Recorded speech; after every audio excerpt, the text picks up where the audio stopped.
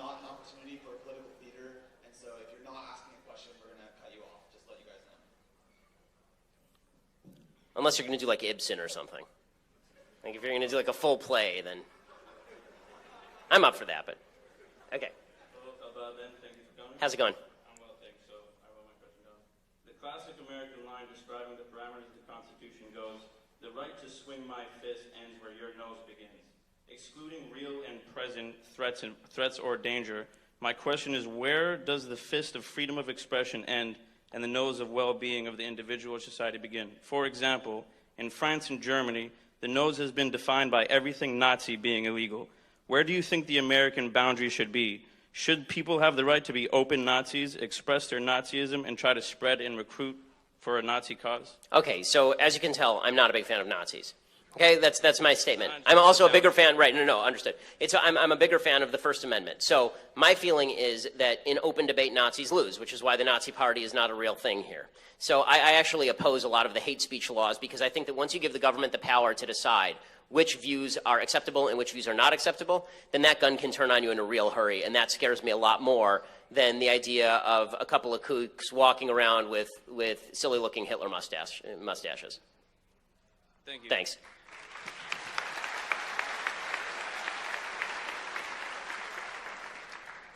Hey, Ben. How's it going? Pretty good. Is it okay if I ask like a couple, one or two questions? If they're brief, sure. I mean, they're big lines. So my biggest disagreement with you is that when you talk about institutional racism, I know you pointed out that there are individual instances of racism. Yes. But I definitely do believe that there is institutional racism. And the reason why I say that is because when you look at what the FBI released in 2006, where they said that white supremacists were invading the police departments, or when James Comey essentially said that there is a history of minorities being targeted by the police, and he says, our history with minorities is not pretty. And then you also look at Supreme Court rulings where they say that certain governments, state governments in the United States are literally, with surgical precision, trying to limit the African American and minority vote. It begs the question, like, how can you say there's no institutional racism when these institutions themselves are confessing that we're doing these things? And yes, they're being checked at times, but these things are happening. Okay, so there are a couple separate questions there because there are specific data points that you're mentioning there. You know, the 2006 FBI report, and then you're mentioning also the Supreme Court decisions on the Voting Rights Act and the rewriting of the Voting Rights Act. So as far as the Voting Rights Act goes, there is not a lot of evidence to suggest that black votes are being undercounted in southern states. It's just the evidence is very scanty there. Justice Scalia's, I think he wrote dissent in that case. Actually, it would have been the majority opinion in that case because they struck down the VRA. Is pretty telling and has a lot of countervailing data on that, so it's worth reading. As far as the idea of institutional racism, so here's my general view about institutional racism. When I say that there are individuals inside, I'm not saying individuals don't exist inside departments. I'm sure that there are some cops who are racist. Yeah. The question is, how do we fight? How do we fight racism? When we say institutional racism, the problem is there's no way for me to fight that with you because it's too vague. Yeah. So if you say a particular institution is racist and then demonstrate to me the evidence that the institution is racist, not that it's badly policed, not that it's incompetent because there are police departments that are incompetent, but that there's actual motivated racism there, then we can do something about it and I'll stand right alongside you. But my problem is that when people say institutional racism, it seems to me a broad rubric under which they can subsume all complaints about American society or the cops. So you'll have situations where a black guy gets shot by the cops, and the first reaction is not, was the cop incompetent? It was the cop had to be racist because there's a white cop and a black guy. Right? And so what you've seen is the DOJ in some cases, like for example, Seattle Police Department, they'll say that there's institutional bias there, but then they'll provide no actual evidence of institutional bias. They'll just say a disproportionate number of black people were imprisoned or arrested by the police department. Well, is it possible that a disproportionate number of black people were criminals in Seattle? Sure. I mean, that's actually what they found in 1994. They thought that there was institutional racism at the Highway Patrol in New Jersey. There's a federal case about it. And what they ended up finding, they did a study that they then tried to quash, and what the study found is that they were actually under-profiling black people, that there were just more black people speeding in New Jersey. So the point that I guess I'm making here is that I like when it's great that you're coming up and citing individual instances of data, and I want to look at each of those instances of data. I don't want to say that there's broad institutional racism in the United States because you have to name to me the exact institution, and you have to name to me how it's spread throughout that institution, and it isn't just individuals within that institution, and then we can change it. Okay, so that's an institution that has racism. That's not the same thing as arguing there's institutional racism in the United States as a general rule, because that suggests that America is generally racist, which is something with which I disagree. So, yeah, I might agree with you that there are certain instances of America where it's not generally racist. But then in those cases where when we do discuss that racism in that institution, it's hard as a black person because you're then told that you cannot discuss this because you're calling out people. Like when they start talking about white supremacists in these organizations, not to say that all cops are white supremacists, but they are there. Like there are some that were invading, like you said. Right, and if you find the cop who's a white supremacist, again, I'm willing to stand by you. The problem is when you make blanket statements like there are cops who are white supremacists. I'm willing to say there are, but the percentage matters here. I mean, are we talking about 70%, or are we talking about like one guy? Right, so and that I think is the big debate here. And so that's why whenever I have these conversations, I try to narrow it down to what's the most specific thing we can talk about that we can solve together. Because I promise you, I will go out there with you and protest against a racist shooting. Like when Walter Scott was shot in South Carolina, I'm on your side, right? I'm on the side of the person who was shot because that was a terrible shoot. Everybody saw that was a terrible shoot. But when people say that what happened in Ferguson, Missouri with Michael Brown, when they say that it was hands up, don't shoot, that's white racism, there's no evidence of that whatsoever, and that was actually an attempt to get a cop on the basis of really bad evidence. Okay. So I think that it's incumbent on us to actually show our work. Okay. Instead of just saying institutional racism, let's go out and protest, let's find the specific instance, and then we can solve it. Then we can solve the problem together. Last question. Yeah, sure. So essentially, yeah, because just to add on to that, like, so I do agree, but then oftentimes when we start protesting, when we start doing all these things, there is this general fear that there is this conversation where it's already looked at as and we're delegitimized because they say, okay, African Americans are just going crazy, black people are just going crazy, and all these things, and it's hard to have dialogue. And I mean, if that happens, that's wrong. Yeah. I think that it depends on the nature of the protest. So my problem with the Black Lives Matter movement, as a general matter, to take an example, is that when you say things like Black Lives Matter, the implication is not the one that like other lives don't matter so much as it is the suggestion that there are a bunch of people, a broad swath of people in America who don't care about black lives. That's the implication, and I don't think that's true. I don't think that's true. I think that we all care about black lives, and I think that if the question were, what should we do about this particular shooting, that's one thing. But if the idea is that cops are shooting black people because black people are black people, I don't see any statistical evidence of a trend of that. So that's the problem with BLM. BLM tries to draw a trend from an anecdote. You want to protest the anecdote, I'll protest the anecdote with you. You want to protest the trend, you first have to identify to me statistically the trend exists. Okay. So, great. Well, sorry, I don't want to cut you off, but I appreciate it. Okay. So yeah, I'll just finish off with this. So yeah, so I agree with, okay, so on the Black Lives Matter trend, yes, we do need to look at cases individually, and yes, we do need to, because sometimes there is this effect where you want to call racist immediately, racism, and I agree with you, that's wrong. But I'm just saying that I feel like sometimes it becomes counterproductive when constantly when people are trying to defend these things, when people are trying to fight these things, and automatically the conversation is shaped in such a way that we're these far out-right extremists or then we're far out-left extremists trying to... Right, and I think that the biggest problem when it comes to language, and I'll finish with this, I'm sorry, but yeah. I think that the biggest problem there is, as you notice, I keep trying to peg down as exactly as we can the instances that we're talking about and the language that we're referring to. And I think that movements have a hard time pegging that down. And you see that from movements all over the country. But when you make a claim as broad as American society doesn't care about the lives of black people, Black Lives Matter, a lot of people are going to get pissed at that, and I think they have a right to be pissed at that. Okay. Thank you, Ben. Thanks.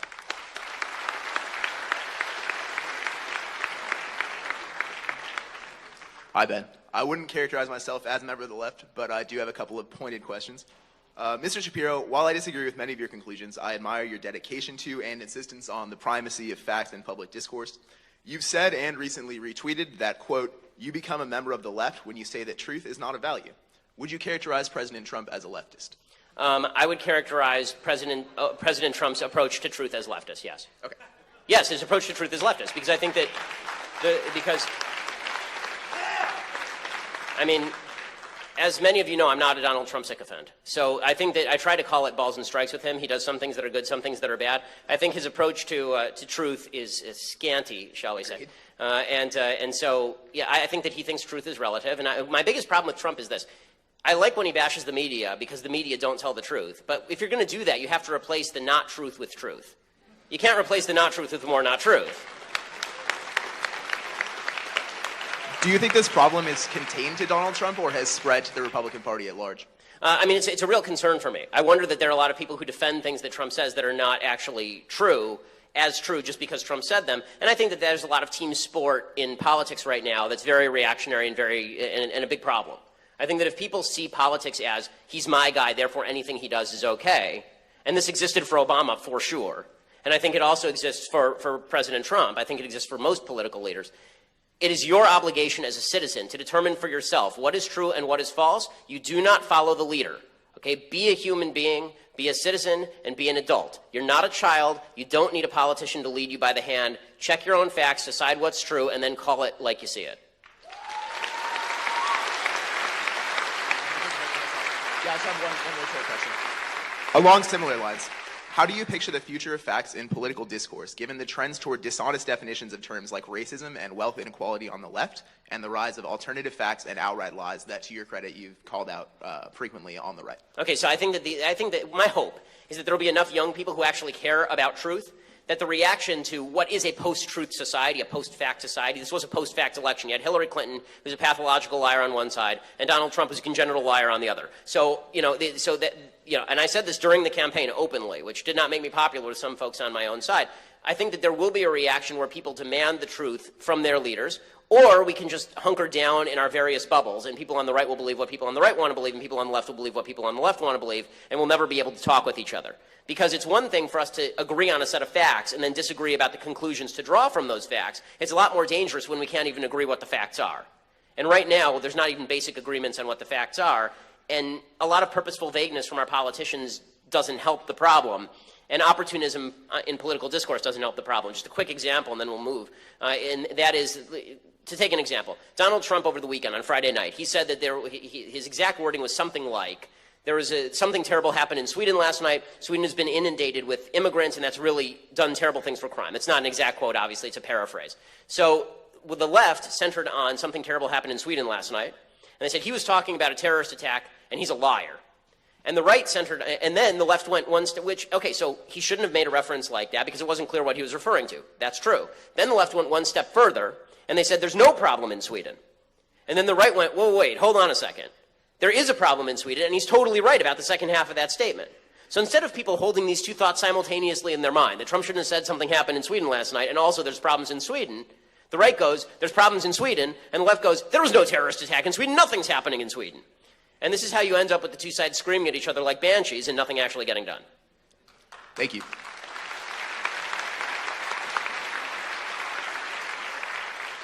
Hey, I just want to thank you for coming here. And I have a question that more relates to the second half of your discussions regarding capitalism and, I guess, like the current, this current status of upwards mobility present in Sure. America. Do you think capitalism as a system, first off to state, I think America is a mixed economy. It is a mixed economy. And I think you would agree with that. In generally, do you think the rise of automation is going to change the way conservative values approach the possibilities of moving upwards into society? And does that then necessitate possibilities like a universal basic income? And if not that, then what other solutions? Yeah, so this is a great question, and I think it's becoming of increasing concern given the level of automation that's happening in the society. The vast majority of manufacturing jobs in the United States, contra Trump, have not been lost to Mexico and China. They've been lost to automation. Right? 85% of all those jobs have been lost to machines. So people are worried that machines will take over the world. So my particular perspective on this is that we have always worried that machines are going to take over the world. The Luddites were smashing the gears during the Industrial Revolution because they were afraid that the machines were going to take over the world and they were all going to lose their jobs. Okay, we never could, like, there are certain things that we never would have imagined as jobs that are now full sectors of the economy. Like 40 years ago, if you wanted a cup of coffee, you went to a diner and got a cup of coffee for 5 cents. And now you have an entire massive industry dedicated to specializing in making you precisely your type of coffee. So until they make the replicator from Star Trek, that's the machine that makes other machines and magically makes all items they don't have a price and and they're all free. Once that happens, then universal basic income probably isn't even necessary. I mean, if you can actually just create everything with machines and everything is extraordinarily cheap, the price of everything drops near zero and you don't need much income to live on. So there's that. I don't think we're there in the economy yet. I also don't think we're there in the economy to the point where all jobs have disappeared. The job trends have kept up with the technological trends. It's not like everybody is now out of work because the technology's gotten so good. Right, and that may be true, but like let's just take the short term, for example. Like the rising possibility of automation in driving, for example, which is really soon. So put Uber out of business. And that would put approximately like 40%, because 40% of America is currently employed in the transportation industries. Right. Like, that would cause, like at the very least, a very large displacement in terms of jobs. For sure. Would a solution that then to be like a possibility of universal basic income? And if not, then like what? So I have two problems with universal basic income. My first problem with universal basic income is that automatically my view is that it causes inflation. If you just give people a bunch of money and tell them to spend it, then prices are going to rise accordingly. because everybody's just going to adjust for the fact that everybody has more money to spend. It's helicopter cash. You drop helicopter cash all over the world, and the prices are automatically going to rise. Well, the prices, the money would still be backed up by like physical goods, though, because robots are still the one producing those physical goods. So it's not like there's a right. And so, but now you're getting back to my first point, which is that if robots are producing everything, then we're all cool, and who cares? They'll just keep producing everything forever, and we're happy. So then, I guess in your case, then so once the robots make everything free, then yes, I'm for universal basic income because everything's free. But until we have utopia and the robots make everything for free, there will be scarcity in the market. And as long as there's scarcity in the market, there needs to be a pricing system for that scarcity, because otherwise you're not going to produce more of that. You're going to produce less of it. So that's the basic economic point. And there's also like the general point, which is that a larger point to this automation, which is that a lack of jobs would lead to a lack of purpose. And then yes, no, it's totally true. But and so what I think is the question is whether there's a job lag, meaning people lose their jobs at Uber and then they just never work again, or is a job lag where they just find another job but it takes a little while for them to adjust. And I think that the history of economics shows that we have not yet reached the point where jobs just disappear wholesale. Right? If once we reach that point, then we can start talking about other solutions that we have not considered yet, because then we actually are not living in a capitalist economy. And a capitalist economy is driven by the idea that there is scarcity of capital and labor and resource, right? Society. If there's no scarcity, then we're talking about utopia. Oh. So I pray to God that future comes true and we have utopia and everything's free. That'll be wonderful. Until then, people are going to have jobs. All right, thank you. Thanks.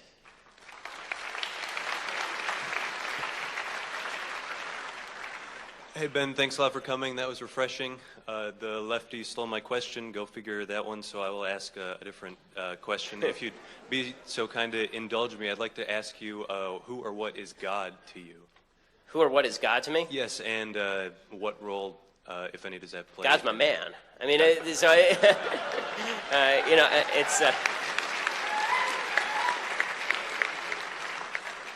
the creator of the universe, the master of heaven and earth. Who is God to me? God is, as an Orthodox Jew, I believe that God provided us a moral foundation in the Bible, and that moral foundation is, if you live by that moral foundation, you will live a happier, better life, freer of sin.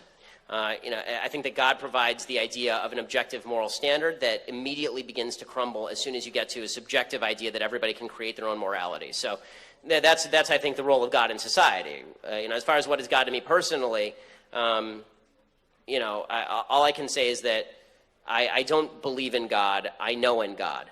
I don't just have faith in God. I have trust in God. And so that may not end up well for me because it doesn't always end up well for people with faith. But I think that not recognizing God's providence over the universe for me particularly would be an act of tremendous ingratitude. Amen.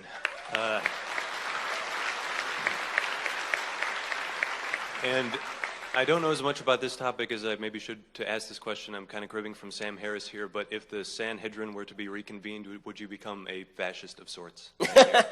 So Sam Harris, and I enjoy Sam Harris's books. The idea of a religious theocracy is not something that greatly appeals to me.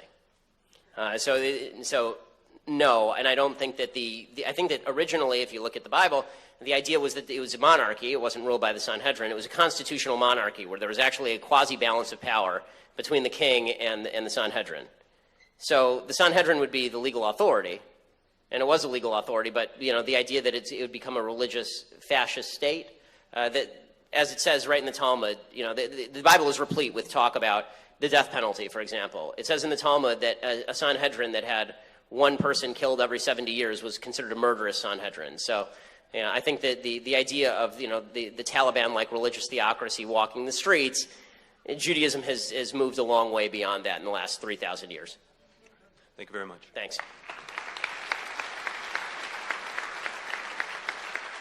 Thank you for coming. I'm going to ask some of my favorite questions to ask people who are into politics in general. What do you think about congressional gerrymandering, the first past opposed voting system, and the electoral college? Okay, so congressional gerrymandering, my belief is that having any sort of quote-unquote objective body determining the districts is a mistake. That said, I think that the way that the gerrymandering system is currently done is ridiculous. I mean, you have districts that look like Rorschach tests that are specifically drawn by political parties in order to benefit particular political parties. There should be I'm not sure that I have an on-the-spot solution for you to it, but gerrymandering is ridiculous, and I also think that a politically motivated board is ridiculous. So there must be another solution that I haven't spent time thinking about, so I'll beg off that one a little bit. As far as the first past the post system, I'm actually increasingly in favor of a runoff system, meaning that if you have 3 candidates and nobody gets a majority, then you re-vote and you do it again, because that seems to me a fairer representation of what people think than a third candidate, a spoiler candidate comes in, and that spoiler candidate's votes all would have gone to the losing candidate, but now the winning candidate won. Like it's a weird system. So you have runoff systems in a lot of gubernatorial races all over the country. It seems to me that adopting that as the norm wouldn't be a terrible thing. As far as the Electoral College, I am of divided mind on the Electoral College. I think that it's great that the presidential candidates have to go and pay attention to a lot of states in the middle of the country that otherwise ignore. I think it would be a problem if they could only go to a bunch of major cities and talk there. And I think it would lead to the increasing polarization of the country if you had the Republican candidate just campaigning on every farm and the Democratic candidate campaigning in every inner city. And that's just how our politics work. So in that sense, I like the Electoral College because of the campaigning that it produces. The problem I have with the Electoral College is the same problem everybody else has with the Electoral College, which is I don't understand why my vote in California should mean nothing, but a vote in another state means more. And that seems to me bizarre. Now, I understand that it was a constitutional compromise, but part of that compromise was also designed to the idea that the Electoral College was going to negate a bad pick by the American people. I see no evidence the Electoral College would do anything of the sort. And so, you know, another question where I see arguments on both sides, and I haven't completely made up my mind, to be honest with you. All right, thank you.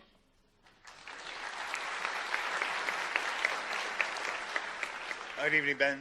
Thanks for coming out here. My question is, can you help me understand what is going through these leftist minds? Specifically, I'm talking about like the Women's March, okay, feminist movement, and they invite a woman supporting Sharia law. Yeah, Linda Sarsour. What is going on in their brains? I mean, I think that these are alliances of convenience. I think that so long as people are dedicated to tearing down fundamental pillars of Western civilization, and a lot of feminists see Western civilization as a barrier. They see it as a patriarchal barrier to the utopia they want to create. Anybody who's willing to help them, they'll make an alliance of convenience with, no matter what other terrible views they hold.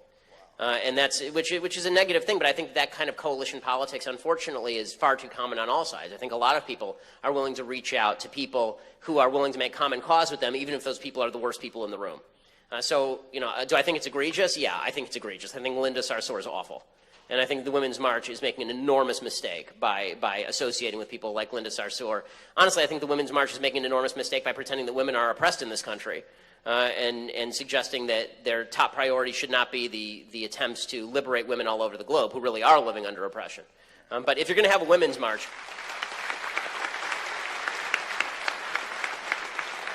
it seems kind of counterproductive to have a lady up there who is not in favor of women's rights in a number of different areas of the world. Yeah. It seemed to me like BLM supporting the KKK. I mean, that's how much sense it makes to me. Well, again, I think that I'll say again, alliances of convenience, and you do see this a lot. I mean, you see, like, there'll be LGBT marches where they're carrying Palestinian flags. And you're thinking to yourself, wait a second, hold on, you know, hold up just a second. And the answer is, if your common cause is Western civilization is a threat to me, then that's your common cause for the moment. And later we'll fight. And, you know, it may make for some weird bedfellows, but maybe it makes for more successful politics from time to time. Thanks. Hi, Ben. Huge fan of your podcast. Oh, thank you. My question has to do with the relation between the Trump administration and the media. Mm-hmm. So from the beginning of Donald Trump's campaign, essentially when he declared his candidacy for the Republican nomination, he basically went to war with the leftist media, and he seemed to be one of the only Republicans who could actually hit back against the biased leftist media. Mm-hmm. And that's part of the reason why I got to like him. But since he was elected president, he seems to have a sort of disturbing tendency to declare any media source that disagrees with him as fake news. So he's essentially saying that we shouldn't trust any mainstream media source, and we should only trust the Trump administration. So to what extent do you think this reveals totalitarian or fascist tendencies in Trump's ideology? And do you think we, especially people on the right wing, should be concerned about this? Okay, so two things. First of all, the constitutional system is extremely durable. Donald Trump hasn't made any moves to actually restrict the freedoms of the press. Barack Obama actually did restrict freedoms of the press by tapping the phones at the AP and following James Rosen of Fox News. So it's important to mention that Trump hasn't actually done anything yet. As far as Trump's tendency to label any media he doesn't like fake news or any poll he doesn't like fake polling or all the rest of this, I think it's less totalitarian than just tremendous narcissism. I think Donald Trump in his house somewhere probably has a mirror shaped like Donald Trump, where each facet of the mirror reflects a portion of Donald Trump, but the entire mirror as a whole is Donald Trump. Right? So, so I think that anytime somebody disagrees with him, he gets very frustrated, he gets very angry, and he has to talk about the fake news. You're all fake news. Right? And when he does that routine, do I think that's a good thing for the President of the United States to be doing? No, I don't. I think it's a disturbing thing for the President of the United States to be doing. Now, I have said before that I think the media are the enemy of truth in many cases, and we have to fight them as the enemy of the truth. Okay, Donald Trump thinks the media are the enemy of him, and therefore they're the enemy of the American people. That's a bigger problem, and that is something disturbing in his philosophy, which is if you oppose me, then you oppose the American people. That's not something I want to hear from any president, left, right, or center. The President is not the American people. This is a very Woodrow Wilson idea going back to the progressives at the beginning of the 20th century, this idea the president embodies the will of the people. The president does not embody the will of the people. The president is an elected official with constitutionally delegated duties. That's all. He's a very, very glorified DMV worker.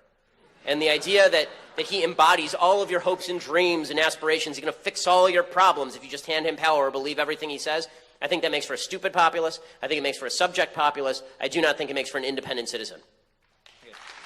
Thanks, Ben.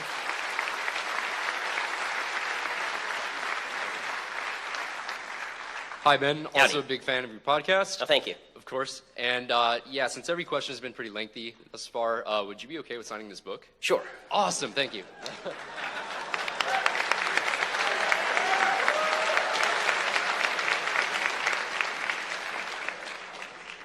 Welcome for the Sharpie.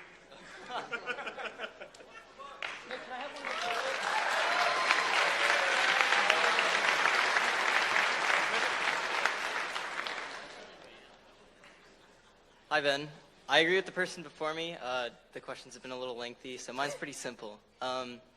It's no surprise that a lot of young voters are browsing Reddit, as a daily browser myself. I just wanted to ask, how much influence over the presidential election do you think memes held?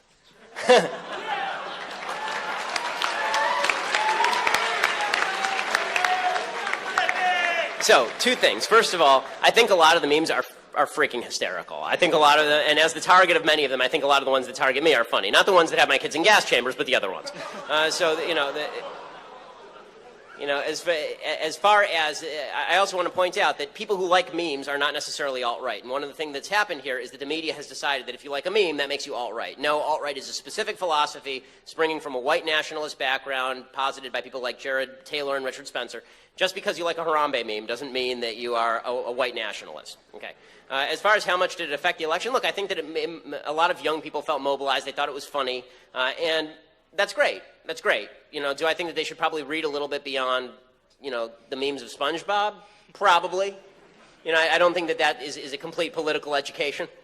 So, I think that maybe look at how about this? For every 100 memes of SpongeBob and the weird pigeon from Facebook that you look at, you read 10 pages of John Locke. Is that a deal? If we can do that, then I'm for the memes. Thank you.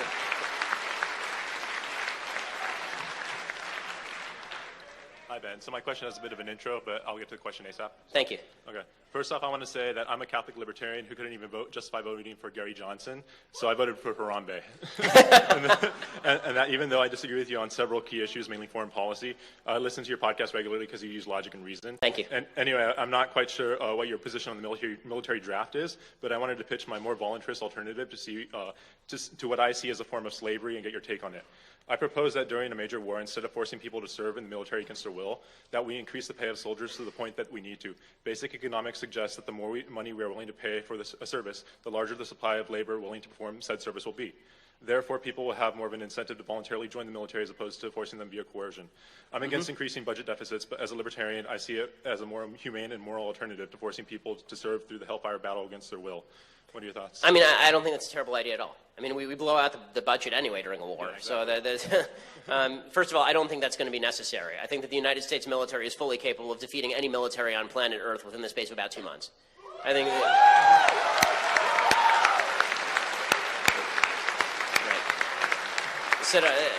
I mean, people forget this. People forget this because of the insurgency that came afterward. But Saddam Hussein's military was the 4th largest on planet Earth, and he was done in 3 weeks.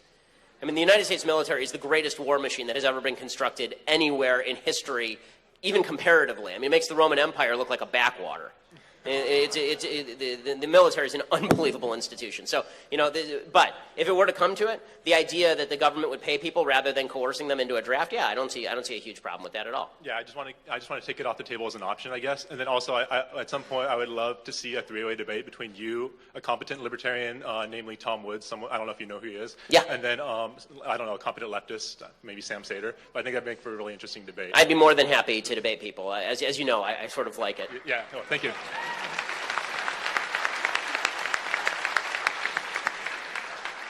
Hey, Ben, big fan.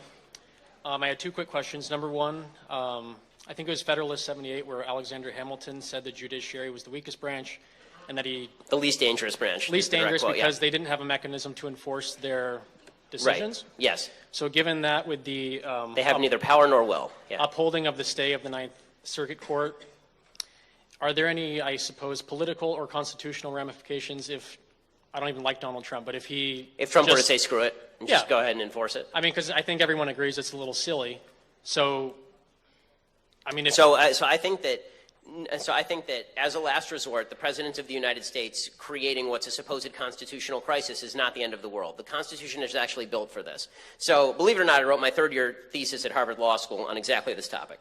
And I wrote it about the idea that judicial review is never actually mentioned by the Constitution, which it isn't. The idea that the judiciary gets to be the sole enforcer of what the Constitution means is not in the Constitution. As a Marshall versus Madison, the Marbury versus Madison was all about, I think there's a very strong case Marbury versus Madison was wrongly decided and was actually a judicial power grab. That said, if the judiciary makes a decision that is unconstitutional, there are ways to fight back against the judiciary, including the Congress cutting its jurisdiction. Right, the Ninth Circuit Court of Appeals is established by the Congress of the United States. If the Congress of the United States wants to cut its jurisdiction or split it in half or add judges or do whatever it wants, it can. So the Constitution actually has mechanisms by which you can curb the power of overreaching courts. And again, we've had situations in American history, Andrew Jackson most famously, where you've had presidents who have basically said to the court, go screw yourself. And the courts end up sort of moderating their position on things. Actually, FDR did this, right? He threatened to pack the court. Immediately the court starts green-lighting his policies. So the judiciary is kind of a paper tiger. And when people say, oh, the judiciary is super duper important, it's what ensures our liberties, there's a great book called The Hallowed Hope by a guy named Gerald Rosenberg. He makes the case the judiciary really didn't do much of anything. The idea the judiciary creates our liberties or establishes our liberties, really they follow more than they lead, and they don't have the power to impose anything. Brown versus Board happens in 1955. There's no real desegregation until Congress passes the Civil Rights Act in 1964. Right? So the idea that the courts are the be-all, end-all, I think, is a silly one. And whenever people say constitutional crisis, in order for there to be a constitutional crisis, there must be no constitutional mechanism for fixing that crisis. Okay, the conflict between the judiciary and the legislature, or the legislature and the executive, there are lots of ways that those have played out in history, and it's never ended the country. Okay, and question 2, Matt Carabini and I were talking, and we were thinking, like, for 2020, are you going to have, like, Mark Levin be your campaign manager, or... Well, I think that the only problem with me running for office is that, as we've learned, you either have to be a super-duper wealthy media mogul, or the wife of a president, or the child of a president in order to be president in this country. Right. And since I'm not part of a long monarchical line, I may have a problem there. Well, if you did run and you did win, because you're the most articulate, conservative I've ever heard, do you think anyone would care that you were the first Jewish president? I hope not. Yeah. Really, I hope not. I mean, I hope that they would elect me because of my ideas, not in spite of my kippah. That'd be nice. All right, thank you.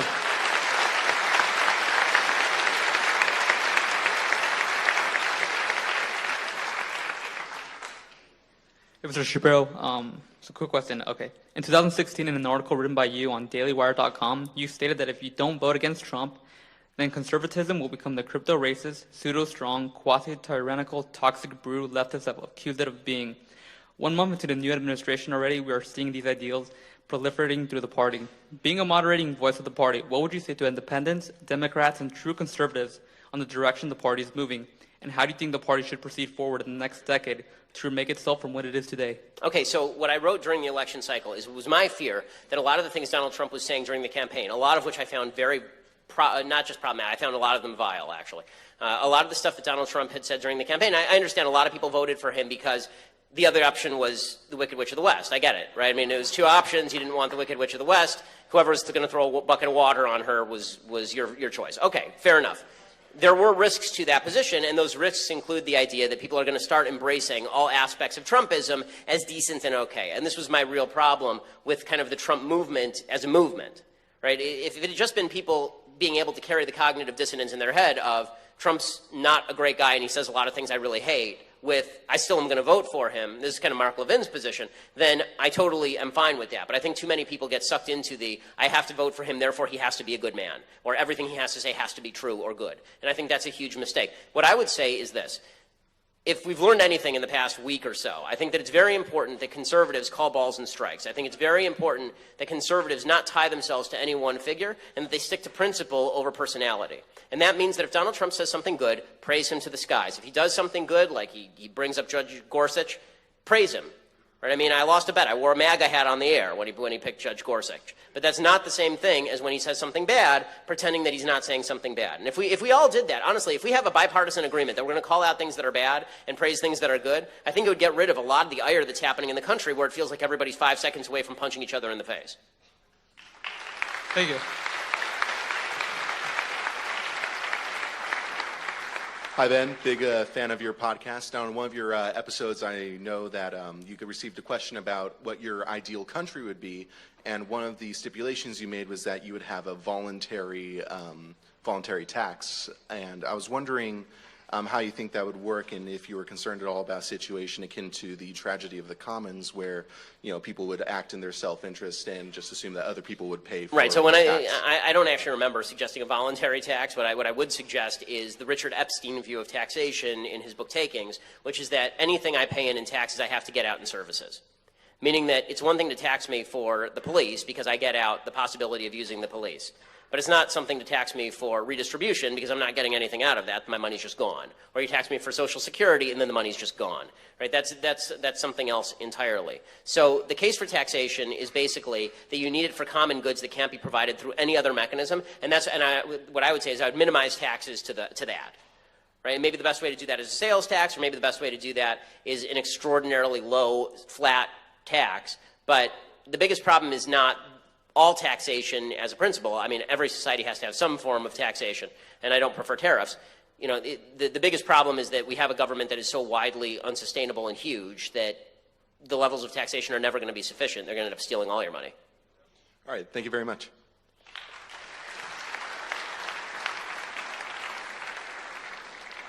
Hey, Ben, you spoke tonight about how individuals are tearing this country apart essentially, on a bipartisan basis, and it's leading to kind of the degradation of this country.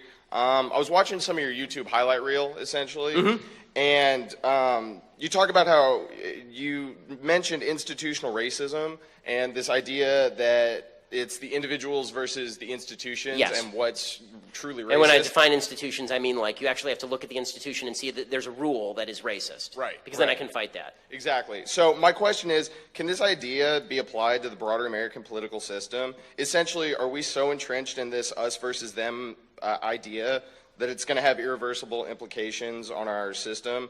And essentially a follow-up question, what impact will it have on the overall system going forward? Well, that is my fear. I mean, my fear is that we've reached such a reactionary point in American politics that it's going to be very difficult to draw back from the brink. So there's this idea that if something pisses off the left on the right, that thing must be good. I'm not going to name names here, okay? The idea that if something makes the left angry, this must be a good thing, okay?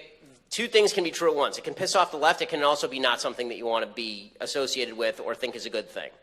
And, I think that on the left, it's the same thing. Well, if the right opposes it, it must be bad. If the right's for it, it must be, or if the right opposes it, it must be good. If the right's for it, it must be bad.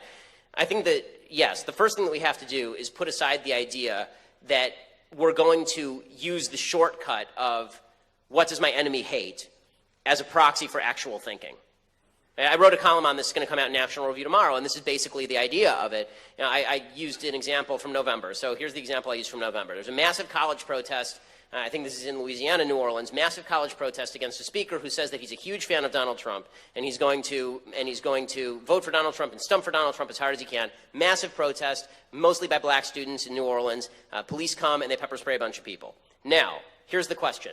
The speaker, we can do a show of hands actually. The speaker, how many people think the speaker is bad? How many people think the speaker is good?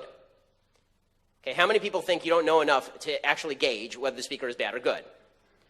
That is the correct answer. Okay, you don't know enough. But the way that people respond to these things is, here's the situation, I don't like the people protesting, therefore the person must be good. And it's a good thing you said you don't know enough about the situation, because the speaker I'm specifically talking about is David Duke, right, who was protested at a college in New Orleans and said he was a big Trump supporter. He also happened to say that the media was run by Jews and all the rest of it. But, you know, the fact is that if we use our enemies as a proxy for thinking, we're not actually thinking. So the first thing we have to do is stop using our enemies as we're just going to bounce off what the enemy thinks. And then you're letting your enemy define you. You're letting your enemy define what you like and what you don't like. You should know what you like and what you don't like. You shouldn't have to wait for the Huffington Post to tell you what you're supposed to hate. All right, thank you. Hey, Ben. Thanks for coming. Huge fan. So my understanding, correct me if I'm wrong, is that you were largely opposed to Donald Trump, supporting him because he was perverting the conservative party. Yeah, that's basically right. And if he were to lose, it would cause us to lose the next following elections as well as this one. What do you think is a bigger threat to the conservative party, him perverting and if he were to have lost, or a Democrat being elected, like say Hillary, and granting voting rights to non-citizens and yeah. So I mean, this was the serious risk calculation during the election cycle. So the way that I saw my vote, right? There are two ways to see the vote, and I said this many times during the election cycle. Is there are two candidates? You got to pick one. The voucher expires at midnight, right? It's the day after the election. Your vote doesn't mean anything, so who cares? That's way one. If that had been the way that I view voting, I would have voted for Trump because he would have reflected the priorities that I have for the government better than Hillary. The second way of voting is to say that my vote represents a stamp of moral imprimatur on somebody, and that if I'm going to vote for anyone, that person has to fulfill my basic standard for being president. Neither of these two people fulfilled my basic standard for being president, and therefore I didn't vote for either of them. At no point at any time did I say that Hillary Clinton would have been a better president than Donald Trump or that I wanted Hillary Clinton to be president. What I said is there were significant risks to Donald Trump being president, and there were to Hillary as well. You know, but the significant risk to Donald Trump being president was that a lot of people were going to buy into a lot of the bullshit he spews, and that at that point, a lot of bad things were going to happen to the movement itself. They were going to start embracing fringe figures. They were going to start pretending that bad ideologies were part of the core. They were going to start embracing movements that I think are really vile. They were going to pervert their own ideology on the shoals of victory. You know, that was sort of my argument. We'll see if that takes place. I hope and I pray that I was wrong about that as I was about the election. I, like everybody else who looked at data, thought he was going to lose. But if I'm right, then I think the way that conservatives can save themselves here is take the good and excise the bad. Take what's good from Trump in terms of policy, and then figure out, you know, how to distance yourself from when he says silly things, because that's not your responsibility. All right. Yeah, thank you. Thanks. Howdy, Mr. Shapiro. Two-part question. One, I am sort of new to politics. I'm 19, but I really want to gain knowledge about it. And I obviously know that you're very knowledgeable, and I just want to know, like, what do you suggest reading-wise, newspaper-wise, just how I can gain a greater knowledge of politics so I can debate with people, because I think that's really important, is the ability to debate. Okay, so, you know, I am going to post a book list on my website because I have, like, if you gave me a specific topic, I could give you a list of recommended reading on any particular topic because I spend all my time reading. I have, in my house, I think, over 8,000 volumes. So I read incessantly. As far as outlets, I would recommend that you read as many outlets as you can, because otherwise you end up in a bubble. So I do read Huffington Post, and I read New York Times, and I read WAPO, and I do read Daily Caller, and I check Drudge, and I do, you know, I check a wide variety of outlets because I want to know what everybody's thinking from all different sides, and I think that it's imperative that everybody do that. It's actually one of the reasons why I think it's good that conservatives go to colleges like UCSB, because you're going to come here, and in all likelihood, you're going to get a bunch of lefty professors, and if you're smart, what you're going to do is you're going to go home and read about whether they're right or wrong, and take it not at face value, but with a grain of salt. I think that conservatives who actually do this come out much more politically knowledgeable than people on the left who go to college and just have their views reinforced. That's what happened to me when I was at UCLA. I got more conservative at UCLA. I got much more knowledgeable at UCLA because when you're confronted with ideas that you don't like, sometimes you're convinced, and sometimes you fact check it and it turns out there's a reason you don't like those ideas. Great. And second part, you live in LA, correct? Yes, I do. Okay, I also live in LA, so I was just wondering, like, do you want to get coffee or something, or just? I mean, if you're free, I just want to talk to you and just. I'm married and flattered, but no. No. But it's. I'm not talking to Milo. I'm happy to. I think what we're gonna do actually is we're gonna build a studio soon for the podcast where we actually allow people to come in like once a month and have people come and sit in the studio, like have a bunch of seats. Great. So if people are up for that, then I think we're gonna do that, and that'd be fun. Sweet. Awesome. Thank you. All right, everybody, great questions. We're going to wrap it up at 8:45, so that's 20 minutes from now. Just try to give your questions more, rapidly, and maybe not like 5 questions, narrow it down to Yeah, one. we'll keep it to 1 each. How about that? No multi-parts, okay? No cheating. No wishing for more wishes. Thank you for coming out tonight. I have a question. So the freedom of speech is obviously a fundamental right in the United States, but the spread of anti-Semitic and neo-Nazi views have been problematic on many Jewish community centers across the U.S., including several UC campuses and UCSB's campus, which, to be honest, probably some, and including some of the students here tonight. However, these issues have not been talked about on mainstream media. As a Jew, what is your opinion on this issue, and how should fake news and anti-Semitism be handled? Okay, so fake news should be handled by saying that it's fake, but it actually has to be fake. It can't just be you saying fake news, but it actually has to be fake. As far as anti-Semitism, the only way to stop anti-Semitism is to call it out, and if there's any state sponsorship of it at all, then you end the state sponsorship of it. I'm always hesitant to suggest that anybody in any audience is participating in anything like that. So without evidence, I'm not going to go along with that, obviously. I think the only way to call out hate and evil is to actually call it out, but it has to be hate and evil. It can't just be ideas you disagree with. Okay, Great. thank you. Hi, Ben. Howdy. Hi. Pure research would go ahead and say that only 37% of millennials, including myself, Yes. are actually leaning right. At which point, I want to have this conversation with you about repealing the NFA and 80% lowers ghost guns. De Leon that's freaking out about. So the big problem is that I noticed, and I'm going to bring out old stuff like a ex-girlfriend, but you had a strong stance on background checks with Piers Morgan and Mark Rubin.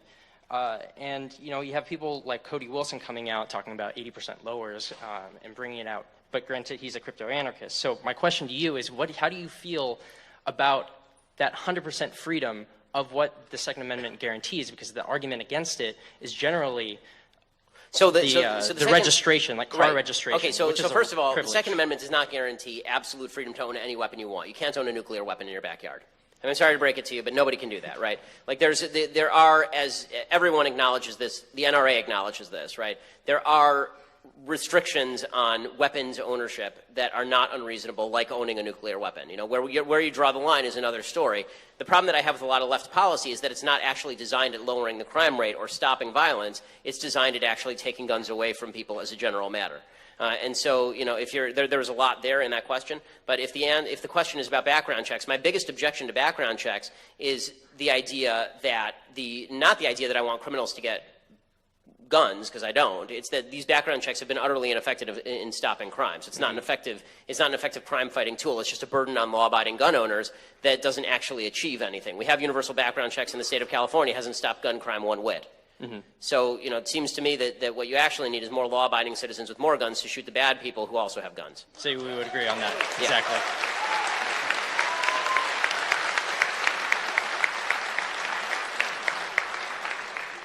Hello, Ben. Big fan. After I ask my question, can I get a handshake? Yeah, Real sure. quick? All right, awesome.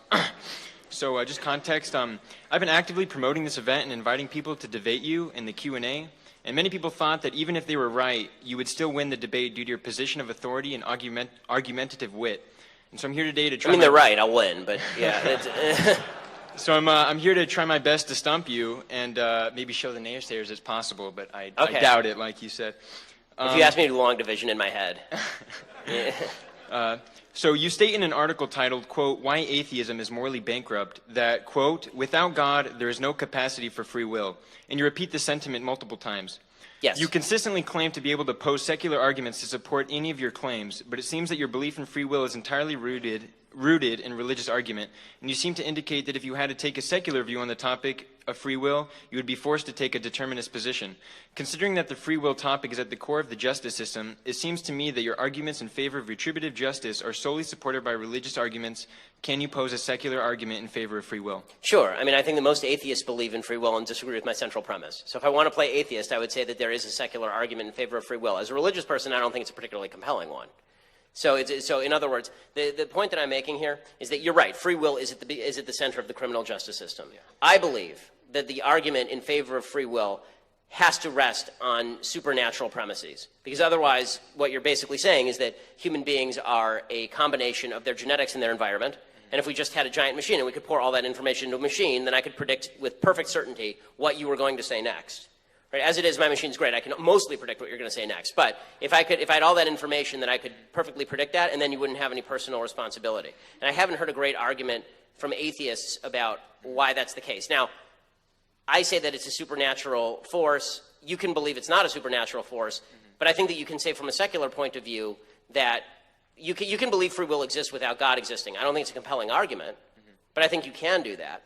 And I've argued with secular people without mentioning God in the free will argument all the time. I mean, if you're an atheist, are you an atheist? Yes. Okay, so you're an atheist. Do you believe free will exists? No. You don't believe free will exists. So you tell me, how does the criminal justice system function? Yeah, so I would recommend a quarantine theory where you basically view someone as an actor.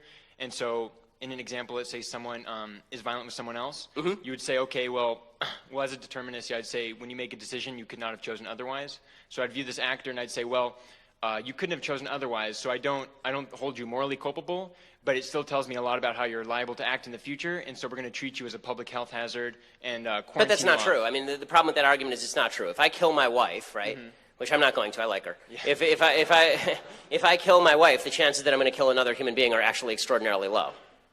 Right? There's no, like, people kill people they tend to know. The chances that I'm going to kill a bunch of other people are really, really low. The idea that I'm going to become a serial killer is not really true. Plus, I mean, you're actually creating a sort of Millennium Report problem, right? You actually have, what if you just say, you're now doing pre-crime. You're saying you're more likely to commit crime in the future, so we're going to put you in quarantine. The retributive theory of justice is basically this. You deserve to go to prison. And not only do you deserve to go to prison, if we didn't put you in prison, then what you'd end up with is people coming after you to commit revenge on you, and then you'd have a cycle of violence that would actually lead to terrible things. So if you want to argue against free will on the basis that like I'm thinking about it on the spot. It's a really interesting question. Yeah. I suppose I would say this. I suppose that I would say that I believe that in the end, Western civilization is based on a foundation of Judeo-Christian morality that is religious in nature, but I can't just say God. Like when people ask me a question, I can't just say God if I want to have the argument. Maybe at the root, if you say free will, when you get down to the root argument of a couple of these major things, then I will have to say God. Okay. But I think that the vast majority of political argument, it's important not to just cite to the Bible or to a deity. All right. Thank you. You have a handshake? Yeah.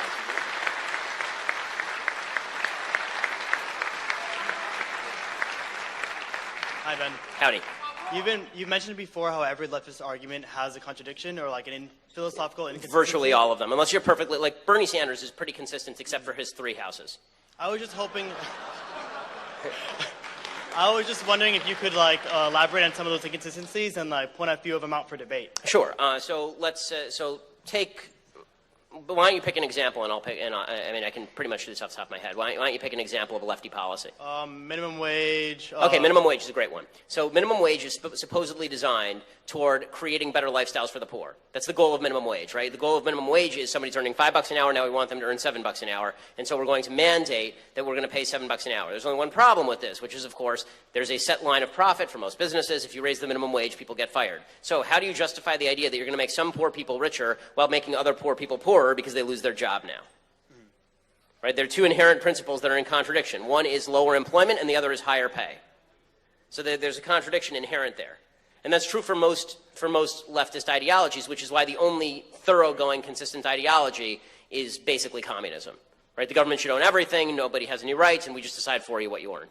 What would you say about immigration in terms of consistency? Okay, so the left was so to take an example, there's a contradiction. There are a bunch of contradictions with regard to.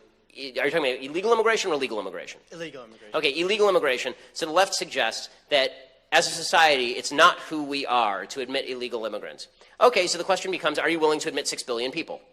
Because it turns out that like billions and billions of people want to come here. And the left will say no. So the answer is they're not for illegal immigration. They're for legal immigration. They just want it broadened. And even then, they have standards for what immigrants they want to come in. Because the fact is that if the left were to admit 6 billion illegal immigrants, this wouldn't be America anymore. It would be another country, and all the values they like would be gone. So all of their arguments, when you take them to their logical conclusion, don't make a whole hell of a lot of sense unless they're actually willing to take them to the logical conclusion. So it's your job in argument to force them to go all the way to the logical conclusion. So if they say illegal immigration should not be policed in any real way, then the answer should be, okay, what's your standard for how people get in then? Right? Is your standard that everyone gets in? That if you cross the border illegally, you get to stay? Because if that's the case, then we're going to have a really, really populous country really, really quickly. Thank you very much. Thanks. Hey, Ben. So Howdy. I got a quick question written down. So in the past, you've expressed disapproval at Twitter's decision to ban Milo Yiannopoulos' Yes. account. Keeping this in mind, do you believe that Simon & Schuster made the correct decision in canceling Yiannopoulos' book deal over his most recent scandal? And do you believe that a company should prioritize their shareholders in making a decision to protect their profits, or should they risk their business endeavors to promote free speech for people like Yiannopoulos? Okay, so I don't think that publishers have an obligation to print everybody's book. As somebody who's submitted many book proposals over many years, I don't think the publishers have an obligation to promote anybody's book if they feel they're going to lose money on it. As far as Twitter claims to be, its own sort of claim is that it's sort of a free speech haven, and so it seems to define its central principles wrongly by banning people. And so, and let me say for the record that as anybody who has watched me for the past year knows, I am no fan of Milo's. I have not been a fan of Milo's. I find Milo appalling, and I have for well over a year. I've stayed silent on this latest stuff because honestly, you don't kick a guy while he's down. But the fact is that Milo, what's happened with Milo actually says less about Milo than it does about the conservative movement that I find troubling, right? I think that just to give you a few examples of stuff that Milo's done over the past year, in a few weeks ago, he suggested to a Muslim girl in an audience that she shouldn't be wearing a hijab in America. As a guy who wears a funny hat every day of the week, I think that's awful, right? Milo's somebody who has said that he called a Jewish journalist from BuzzFeed a thick as, what was it? It was a typical example of a sort of thick as pig shit media Jew. Right? Milo, on the day of my child's birth, sent me a meme of a black baby suggesting my kid was half black because I'm a cuck, because I'm not sufficiently supportive of Donald Trump. He's talked about how the alt-right is this wondrous milieu of intellectual decency and honesty, full of brilliant people, while openly acknowledging that the alt-right actually says that Western civilization and ethnicity are inherently connected, right? He did all of this before all this stuff came down. So my only disappointment on all of this stuff is that, I think that conservatives should have said this is all bad stuff a long time ago. I don't think that it should have taken tape of Yiannopoulos saying that 30-year-olds having sex with 13-year-olds is great in order for people to say this was not great stuff. So if the only standard on the right is, we'll accept anyone who pisses off the left, our only standard is you can't say that it's good for 30-year-olds to have sex with 13-year-olds, I think we can have a little bit higher standards. Thank you. Hey Ben, how you doing? As a conservative, I'm very outspoken about my opinions, and I've noticed that it's put a strain on my relationships because the majority of my peers tend to be left-leaning. I won't call them leftists, but they're left-leaning. How do I combat this? Do I simply just... you have to decide the value of your relationships. I think that, there are certain conversations you can have and certain conversations you can't have. And you have to decide whether it's more important for you to be friendly with somebody or more important for you to speak politics with that person. This, by the way, unsolicited dating tip for all the single people in the audience, do not marry someone of a different political value system than you have. Do not do it. It's a mistake. Values last a lot longer than sex drive, I promise you. So I think that that's an important thing. You have to define in every conversation. You have to do a basic cost analysis. Is it worth it to have this conversation or not? Sometimes it is. Sometimes it isn't. A lot of the time it isn't on places like Facebook. Case by case basis then. Case by case basis. Also, can I get a handshake? Absolutely.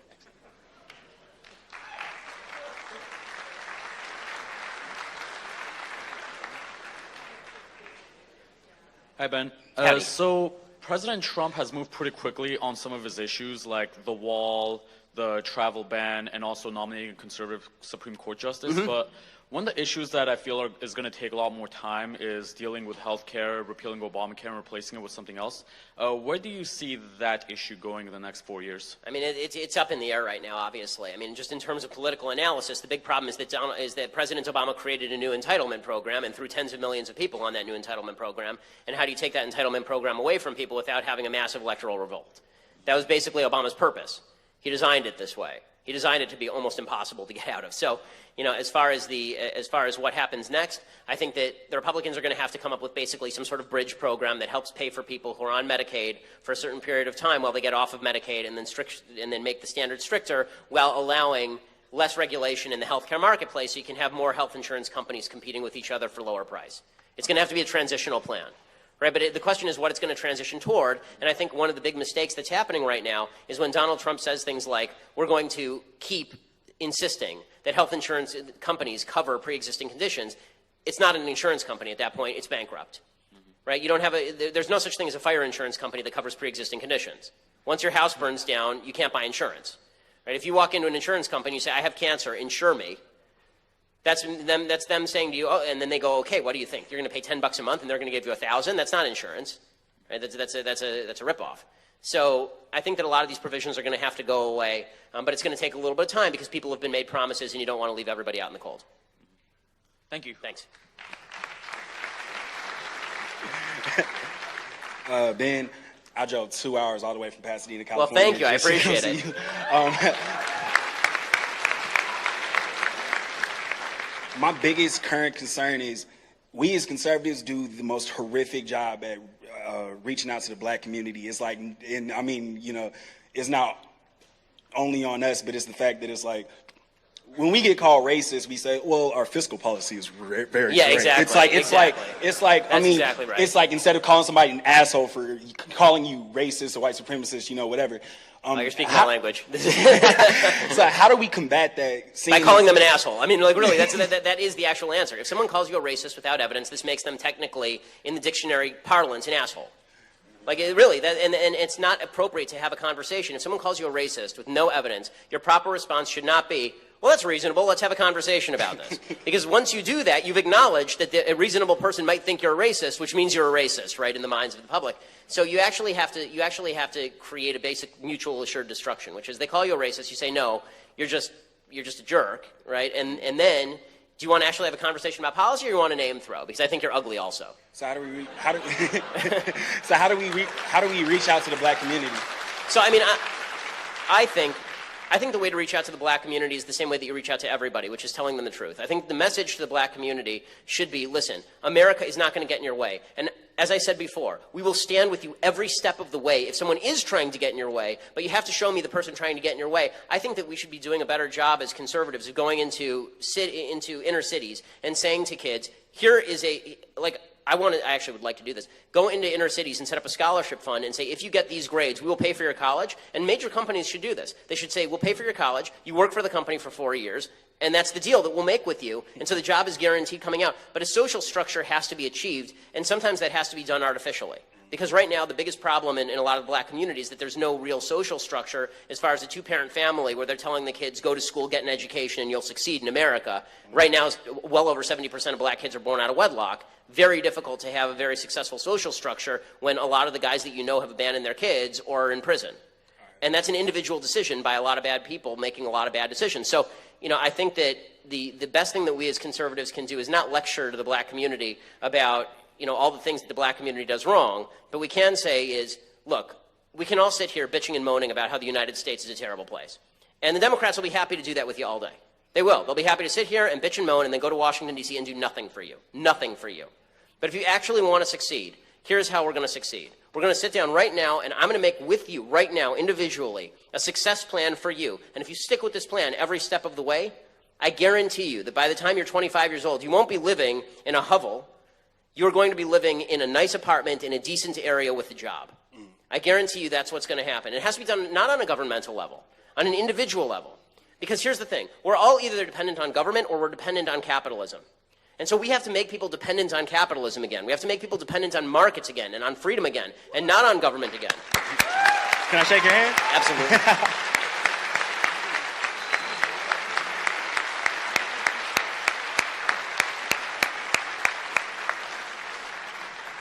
Hello, Ben. I Howdy. watch your show on Daily Wire. Thank you. And I think you're a brilliant debater, and I think you're very smart. And I'm actually nervous in asking this question because it has to do with your Black Lives Matter smackdown in Seattle, where you said that the issue is not one based on race. It is one based on culture. Correct. And I want, and this is really just a clarification I mean, I think question. I'm correct, obviously. Right. No, but I just want clarification Sure. on what you mean when you say it's a cultural matter, and quick, where it stems from and what we can do about it. Okay, so there are cultural pathologies that stem from certain cultures that, and not race-based, because read like Hillbilly Elegy, which is at the top of the New York Times bestseller list right now. He talks about poor white communities in Kentucky, and you actually have a lot of the same problems. Single motherhood, lack of value on education, suggestion that society owes you something. Any culture that says that to people is bound to fail. And it doesn't matter what the race is. It happens to be that in a lot of poor black communities, this has been inculcated for 50 years. The middle class in the United States and the black community was building much, much faster in the 1950s, actually, than it did in the aftermath of the Civil Rights Movement. And that's not because the Civil Rights Movement was bad. The Civil Rights Movement was a wonderful, wonderful thing. It's because it was coincident with a lot of Democrats coming in and saying, and now we owe you something, and American society is evil and terrible, and we owe you lots of stuff. And when you say that to people, when people feel like they're owed something, when they feel like they're victims of the society, as opposed to, forget about whatever I think of my own victimhood, now it's my job to go succeed, then you end up with pathologies of victimhood that are incredibly harmful.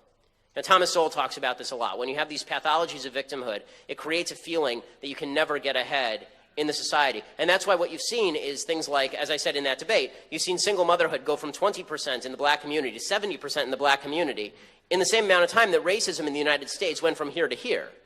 Right? And so if you're going to make the claim that American racism is responsible for the black community's problems currently, then you have to ignore the past 50 years in which racism got markedly better, and yet these pathologies remained in a lot of the black community. And as I say, they exist in the white community. They're actually growing in the white community. Charles Murray has a great book called Coming Apart that's exactly on this.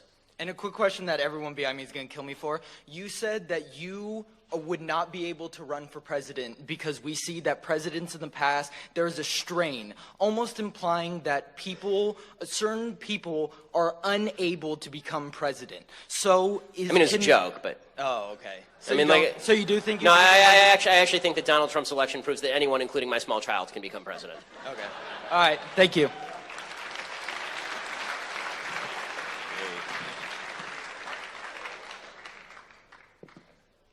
It's okay. He's just standing there and he looked confused. So let's just. Hi, Ben. Big fan. Yeah. Me and my friends drove from about 3 hours from Huntington Wow. Beach to Well, come thank see you. you. I Yeah, we're all high appreciate schoolers. So I was wondering if you. could just quickly debunk the idea of the party switch during the Civil Rights Act, that all Sure. the racists went to our party. Yeah, absolutely. So there's an easy answer to the party switch during the Civil Rights Act. Number one, you can see that the movement into Republican voting began before that, because what actually happened is it was an economic switch. So a lot of industry shifted from north to south.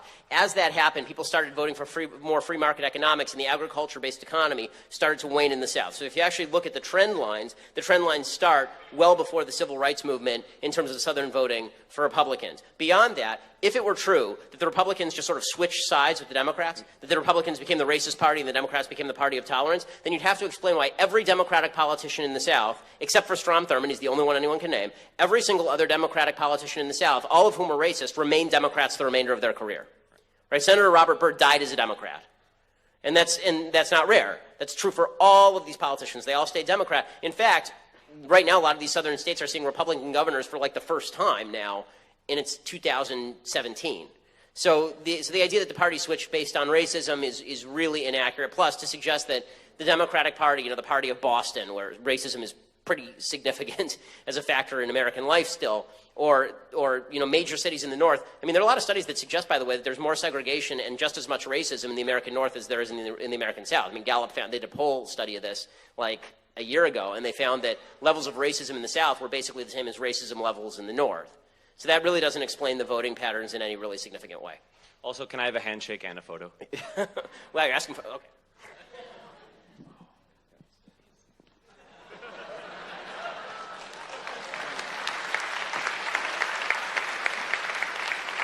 Okay, well, unfortunately, I would love to answer all of your questions, but I think that brings us to the end. Thank you so much for coming out. I really appreciate it.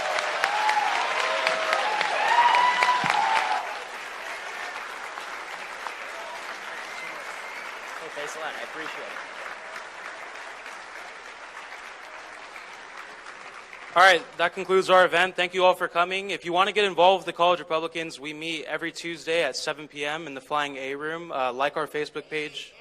8 p.m. I'm the worst, sorry. 8 p.m. We meet 8 p.m. All right. Have a good one, guys.